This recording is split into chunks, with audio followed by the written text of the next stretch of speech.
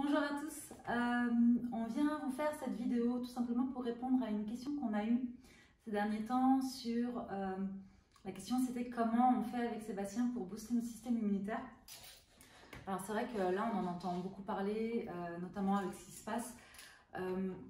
Nous, on ne s'est pas posé la question dans ce sens-là et surtout le Covid n'a pas fait qu'on a tenté de faire des choses en plus parce que je crois que on fait attention à notre hygiène de vie en général de toute façon et que le fait de faire attention à son hygiène de vie contribue au fait qu'on a un bon système immunitaire.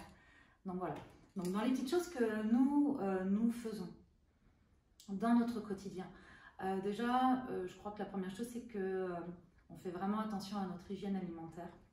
On mange à la maison quasi totalement sans pesticides. Alors bien sûr, quand on va manger à l'extérieur, que ce soit chez nos amis ou dans notre famille, on n'a pas ce genre d'exigence. Mais je crois que c'est pas très grave, que l'idée c'est pas de vouloir de faire les choses parfaitement, c'est de faire les choses au mieux et surtout de faire les choses au mieux quand on est chez soi et qu'on maîtrise, voilà, qu'on a l'opportunité de maîtriser un peu mieux les choses. Donc voilà, donc chez nous on fait ça. On mange aussi essentiellement au maximum, en tout cas végétal. Voilà. Qu'est-ce qu'on fait? Quand on sent que l'organisme est un peu surchargé, quand on a fait quelques excès, ou quand pour ma part je sens que je commence à avoir des douleurs un peu chroniques, de la fatigue chronique, grâce à l'endométriose ou les petits intestins irritables qui viennent se rappeler à moi comme ça. Généralement, on met un peu l'organisme aussi au repos en consommant plus de jus. Plus de jus de légumes. Alors j'insiste, jus de légumes. Pourquoi? Parce qu'en fait au début, moi j'avais plutôt tendance à me faire des jus de légumes où il y avait 10 fruits et genre un légume. Et ça c'est vraiment pas top parce que c'est une bombe de sucre. Voilà, donc l'indice, le pic de glycémie qui monte, enfin c'est pas top. Donc l'idée du jus de légumes c'est vraiment plutôt beaucoup de légumes et puis un fruit, enfin voilà, pour venir adoucir, apporter un goût un peu sympa à des légumes qui sont vraiment parfois rudes à boire, du genre jus de céleri que j'ai bu hier. Bon, moi le céleri je suis pas vraiment fan, donc si dedans je mets pas un peu de fruits, ça devient maltraitant pour moi. Donc voilà. Qu'est-ce que nous faisons d'autre? Nous sommes hyper attentifs à avoir une bonne gestion de notre stress. Pourquoi? En fait, le stress en soi n'est pas un ennemi, c'est pas mauvais pour la santé quand il est ponctuel. C'est-à-dire que voilà, un pic de stress parce qu'on a une échéance, enfin un truc à terminer, c'est super, ça permet vraiment voilà, d'être un peu plus efficace, plus performant, de vivre une situation. Là où ça devient problématique, c'est quand le stress s'installe et qu'il fait partie du quotidien et qu'il est chronique. Du coup, là, il est vraiment néfaste pour la santé. Le stress fait aussi chuter les défenses immunitaires. Donc, on essaye d'être attentif à ça. C'est pas on essaye, on est attentif à ça. Moi, je sais que je suis assez sujette à vivre ou à me faire vivre des périodes de stress assez longues et intenses. Et mon corps est plutôt un bon allié parce que généralement, voilà, il me met chaos technique quand il sent que je n'écoute pas les premiers signes et que je reste toujours perchée comme ça en mode j'ai pris de la cocaïne, ce qui n'est absolument pas le cas, hein, je ne prends pas ça, mais voilà, quand je suis vraiment dans ces trucs de stress où je veux toujours faire plus, ce qui m'a d'ailleurs valu un petit burn-out sympathique. Donc je suis vigilante. Vous allez entendre notre chat miauler. Voilà. Donc pour avoir une bonne gestion de stress, déjà ce qu'on fait, c'est que quand on sent que ça commence un peu à tirer sur la corde, on s'octroie vraiment des moments le plus régulièrement possible, des moments où on ralentit, voire où on ne fait rien, mais vraiment rien du tout. Ça fait du bien. Moi, je me suis rendu compte aussi que ça permettait aussi à un moment donné de faire le vide et d'être plus créative. après, plutôt que de vouloir faire à tout prix et en fin de compte de pas du tout réussir à produire quoi que ce soit et de se culpabiliser en plus parce qu'on n'y arrive pas. Ça apprend aussi à s'aimer dans l'imperfection. Voilà, on n'est pas fait pour être tout le temps hyper productif, malgré les injonctions de la société, malgré les injonctions aussi qu'on a pu entendre là dans cette période de confinement qui est aussi, je crois, une période où il est important de pouvoir s'octroyer le droit de ralentir, de digérer ce qui se passe, d'intégrer ce qui se passe. Voilà, on n'est pas obligé d'être dans l'hyperproductivité et ça c'est hyper important ça fait beaucoup de hyper, se le rappeler. Alors voilà, donc des temps de pause, la qualité du sommeil qui fait aussi qu'on gère les choses différemment. Nous, ce qu'on utilise aussi, c'est les fleurs de Bach, notamment le rescue quand on sent qu'il y a des petits pics d'angoisse là. Et moi, je prends aussi du mimulus. Le mimulus, je le prends plutôt pour les peurs. Voilà. Je fais aussi dans l'année, alors je dis je parce que Sébastien ne le fait pas, lui. Toi, tu n'en prends pas non, du tout. Non. Moi, je fais des cures de poudre d'ashwagandha. La poudre d'ashwagandha, donc c'est une poudre ayurvédique et qui est très bonne qui permet la diminution du stress aussi. Donc voilà, ça c'est quelque chose que je fais dans l'année, peut-être, je sais pas, 2-3 fois. En tout cas, quand je sens que j'en ai besoin, quand je sens aussi que mon sommeil commence à être un peu plus perturbé, hop, je fais une petite cure d'ashwagandha. Bien sûr, le yoga fait partie de notre vie. Pour nous, le yoga, il ne s'arrête pas à une pratique physique, d'accord? C'est plutôt un art de vivre.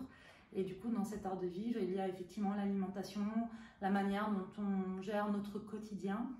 Et nous, dans notre quotidien, pratiquement tous les jours, on médite, on fait des exercices de pranayama, donc de respiration, et aussi des asanas, donc des postures de yoga.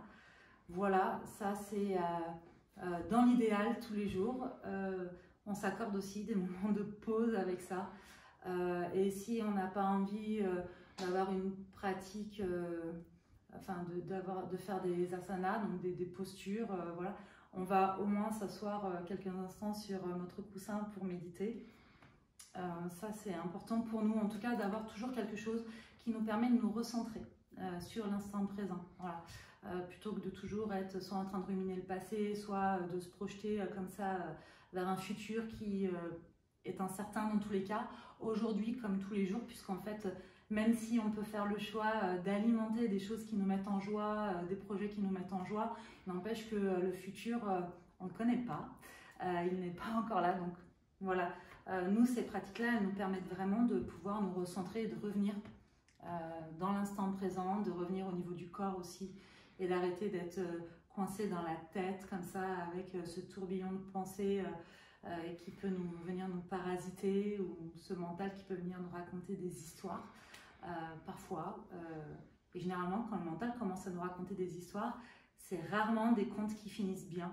Donc je crois qu'il faut vraiment être un peu plus vigilant à ça, à s'accorder voilà, ces temps-là où hop, on vient se réancrer là dans l'instant. Donc ça, c'est la pratique de yoga. Je parlais de venir nourrir ce qui nous met en joie. Ça, c'est vraiment aussi très très important. Ça fait partie de notre vie, de notre quotidien. C'est quelque chose aujourd'hui qui est plus naturel pour nous, parce que voilà, ça fait longtemps que c'est comme ça. Moi, je crois vraiment que la vie extérieure, c'est le reflet de ce qui se passe à l'intérieur de nous, en fait. Et je le vois avec les personnes qui viennent en thérapie, entre le jour 1 et le jour 50. La seule chose qui a changé, c'est le regard qu'ils portent sur les choses. Et en fait, ce regard, il est le reflet de ce qu'ils ont à l'intérieur. Donc, je crois que c'est hyper important aussi de réfléchir à ce qui nous met en joie, ce qui nous fait vibrer, qu'est-ce qu'on a envie de venir nourrir en soi. Parce que si on vient nourrir le beau, le bon, alors ça ne veut pas dire rejeter ce qui ne va pas, nier nos émotions désagréables, inconfortables, non, c'est on va les observer, on vient les regarder, on les accepte, mais derrière ça, on vient nourrir ce qu'il y a de bon, ce qu'il y a de lumineux, les projets qui nous mettent en joie, enfin voilà, au quotidien. Parce que si ça vibre beau et si c'est rayonnant à l'intérieur, forcément le monde extérieur nous paraît aussi plus beau, plus rayonnant. Alors on n'est pas dans un monde de bisounours, hein. Je ne suis pas en train de dire que venir alimenter le beau fait qu'il n'y a plus du tout de problème. Mais pour moi le beau c'est aussi de pouvoir surfer sur les creux de la vague sans être dans des souffrances morales compliquées. Voilà. Ça c'est notamment en réponse avec c'est quoi le bonheur en fait. Le bonheur c'est pas de ne plus jamais souffrir. La souffrance, la tristesse fait partie de la vie, tout comme la joie. Mais pour moi le bonheur en fait c'est vraiment de pouvoir apprendre à surfer avec aisance sur le haut et les creux de vague en fait. Donc voilà. Je me suis complètement égarée. Si vous avez réussi à me suivre, c'est super. Du coup, si je reviens par rapport à la question initiale qui est le système immunitaire, ce que nous faisons aussi en ce moment, alors ça fait pas très longtemps qu'on fait ça, mais ça nous fait du bien, c'est on pratique la douche froide. Je crois que ça fait une semaine, un truc comme ça que nous faisons ça. Sébastien. C'est un peu rude. Voilà, c'est un peu rude. Alors, on ne le fait pas parce qu'on est maso, hein, on le fait parce que vraiment, on sent que ça nous fait du bien, que ça a de bonnes vertus. Par contre, les quelques minutes que nous passons sous la douche, effectivement, elles sont courtes, elles sont intenses et on y va pour ça, quoi. Donc, généralement, le matin, c'est vraiment une douche froide. Ça permet aussi la réduction du stress. Et puis, si on se douche le soir, là, on prend une douche plutôt chaude parce qu'on est sur des vertus différentes. On délasse le corps, voilà, on est dans quelque chose qui vient détendre.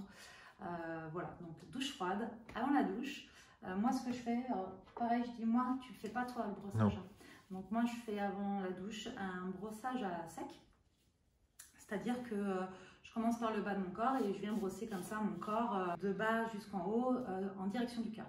Voilà. Et ça, j'ai pris des notes parce que ça sert vraiment à booster la circulation lymphatique et ça permet à l'organisme, ça aide l'organisme à éliminer tout ce qui est toxines. Donc voilà, je fais ça juste avant la douche. Ouais, ça, alors peut-être que ça n'a rien à voir avec le système immunitaire, mais j'avais envie d'en parler parce que c'est un truc qui fait vraiment partie de mon quotidien depuis plusieurs années maintenant. C'est un gratte-langue. Alors, je ne vais pas vous faire voir comment je m'en sers parce que c'est dégueu. Mais tous les matins, au réveil, je me rince la bouche, patati patata. Et en fait, je viens gratter ma langue avec ce petit ustensile. Ça permet vraiment de venir décharger au niveau de la langue les dépôts, les toxines qui se sont posées durant la nuit. Très bien aussi pour lutter contre la mauvaise haleine. Si vous êtes sujet à ça, ça c'est super. Voilà, qu'est-ce qu'on fait d'autre? En fait, dans l'année, généralement, on fait des petites cures de petites choses où on est un peu vigilant. Alors, généralement, l'hiver, on est des gros consommateurs de curcuma, gingembre, miel de thym. Voilà, un peu avant l'hiver, on commence à préparer notre organisme pour vivre l'hiver. Et puis, généralement, au printemps, on fait d'autres types de cures. Une cure de jus de bouleau, pas de bulot, une de jus de bouleau ou une cure de jus d'aloe vera.